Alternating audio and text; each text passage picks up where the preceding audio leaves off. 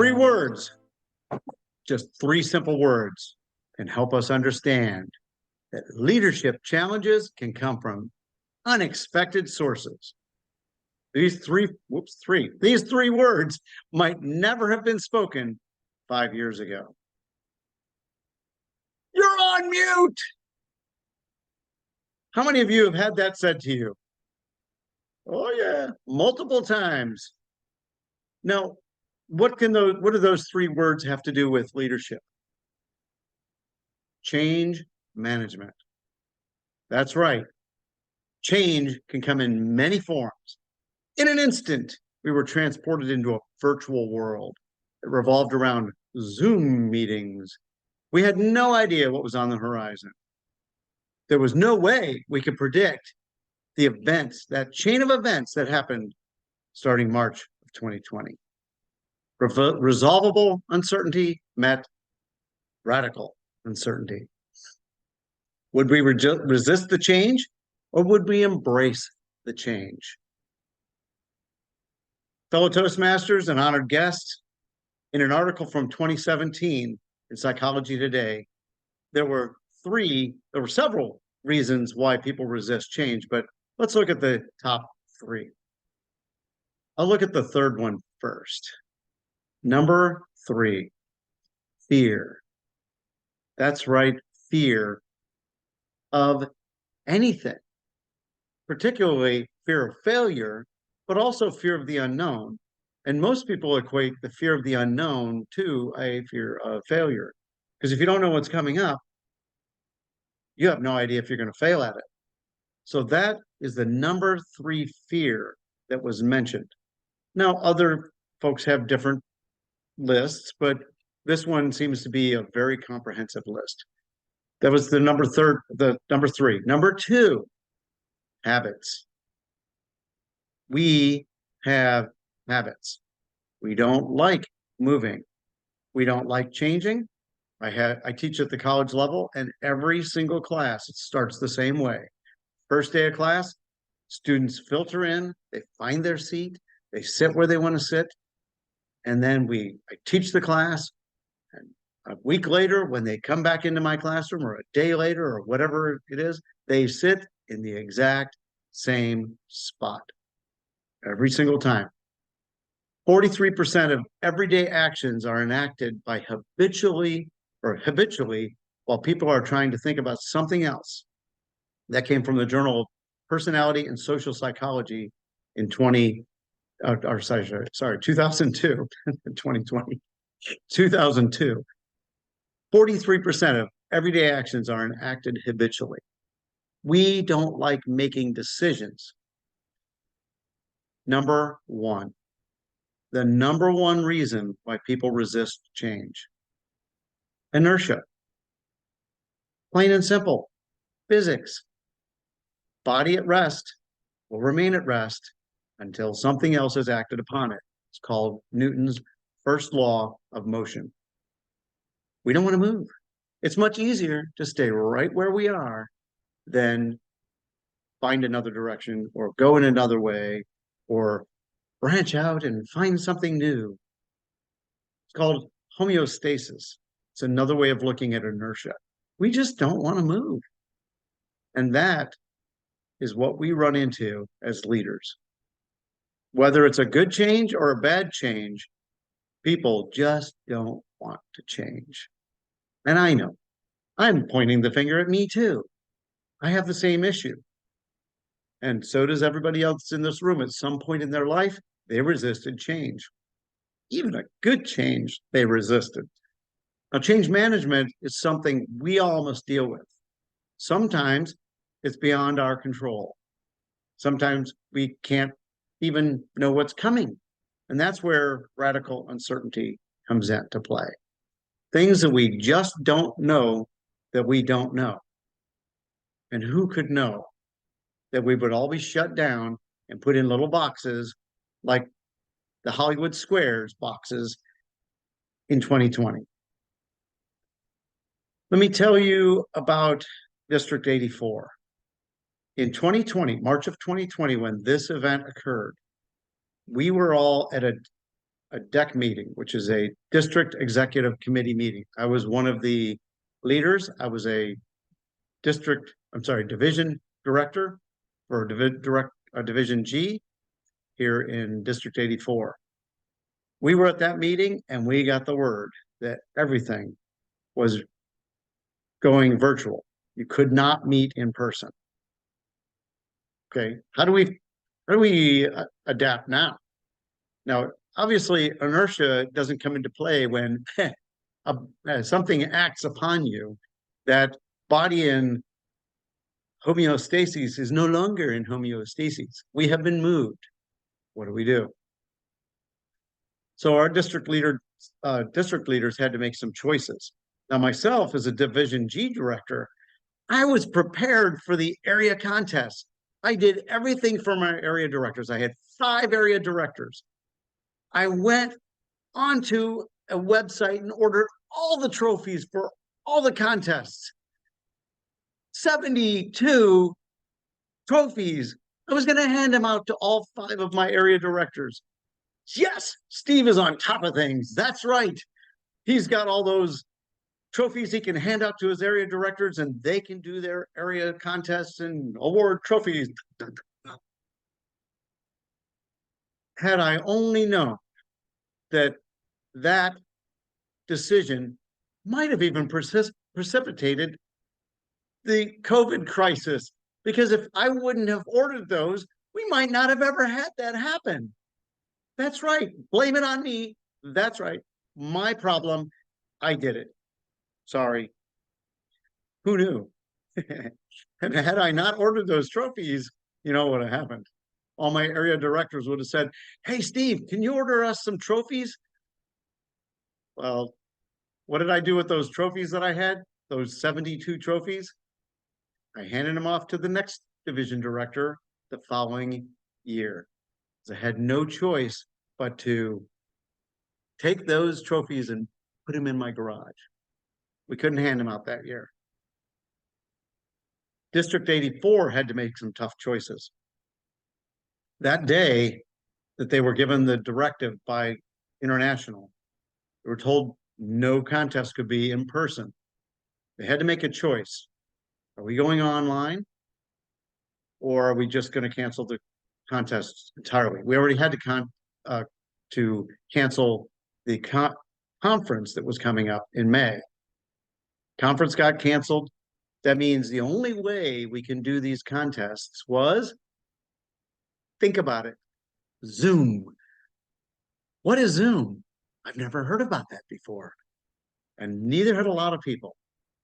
One thing that the district leadership found out was that most clubs were not prepared for an online presence.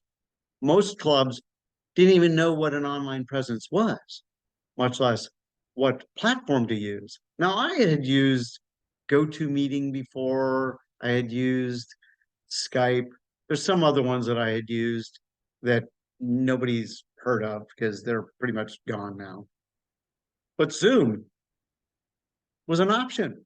And what happened to our district leadership was they had to make that tough choice. Is Zoom, do we have the capacity to do Zoom as in our areas, in our divisions, and then at the district level to propel this contest season forward? Well, Dennis Woolridge, one of our previous district directors, and then Beth Ramsey, the current district director at the time, had recognized that Dennis had been working with a club for almost a year trying to get them online prior to the COVID crisis. He said, this is beyond some people's capability. This is not something we're probably going to be able to accomplish in a short period of time to get the area contest done, to get the division contest done, to get the district contest. So the decision was made, kill the contest in 2020. Never a good thing to deny people the opportunity to speak at the world or on the world stage. But we had to make some choices. And that was one of them. It was a tough one. But what did it do for us? It forced us into a skill that we had never really fully embraced. It changed us. The one thing that we got out of Zoom, I mean, the one thing that we got out of the COVID crisis was that we needed to change. And we did change. And now here we are. We're able to have a conference like this, a summit that seems to be, would have been impossible 5 years ago. We would have all said, nope, I'm not driving on a Saturday morning for 3 hours to meet with or to listen to 5 speakers in a row in 5 hours or 3 hours. Sorry, 5 hours. I don't have that much time. I am a DTM, but that doesn't mean don't time me. Let me explain a little bit of why this is so important to the leaders and change management. I want to talk about 3 takeaways that I'd like you all to get. It's a prescription in order to facilitate change. We know that change can occur. We know that the change should occur. So how do we do it at our level? Without having something like the COVID crisis change us, we sometimes have to make those changes ourselves.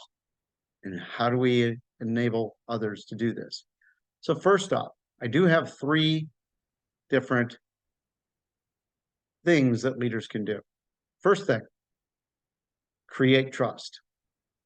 When a change occurs or a change needs to occur, we need to have that trust level. Going back to the district example, when that occurred and our district made the decision to cancel the contest, there was some grumbling about it, but most of us recognize that we trust our leadership, that they know what was best for us, and that we did not have the capacity that we needed to do what we were hoping to do. So that's number 1, is create trust. And as Dan Rex mentioned, you need to be genuine. You need to have some transparency as a leader, and you need to be consistent. In order to create that trust, those 3 elements are crucial to helping you be able to build or create that trust with your those that work for you, that are in your team, whatever the setup is. Some people call them subordinates. I don't like that term. That sounds very demeaning.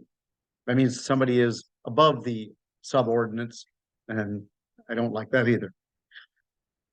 So number 1, create trust. Number 2, challenge the status quo. Now, what do I mean by that? Has anyone ever heard, we've always done it that way before? Yeah. When you go to change something and you hear, well, we've never done it that way before, but this is how we've always done it. Well, that's the status quo. You need to challenge that status quo, because just because you've always done it that way doesn't mean it's right. Some people don't recognize that until you challenge the status quo. So first thing was creating trust. Second thing was challenging the status quo, because you never want to settle for that. And then third thing is conquer that resistance to change. You can't make the changes without conquering that resistance to change. So create trust, challenge the status quo, conquer that resistance to change.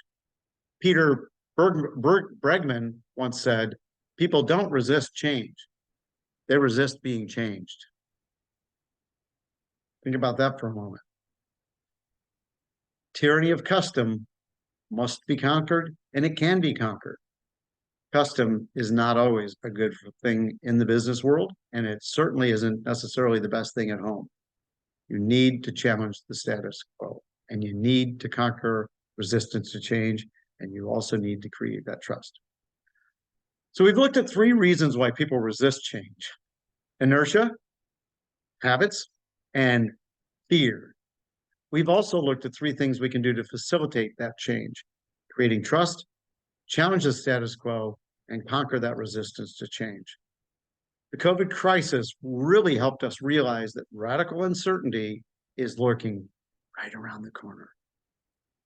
Who knows what direction it's going to come from? By the way, the next time you hear, you're on mute, just remember that now you have a prescription to facilitate change. I'll leave you with this. Always expect the unexpected. Thank you, Steve. We do have some time for some questions. So if anybody wants to either, I don't know how, Steve, you want to have them raise their virtual hand? Sure. Okay. Absolutely. Was there anything in the chat? Nothing yet. Okay. Perfect. Oh, thank you, Ms. Rhonda.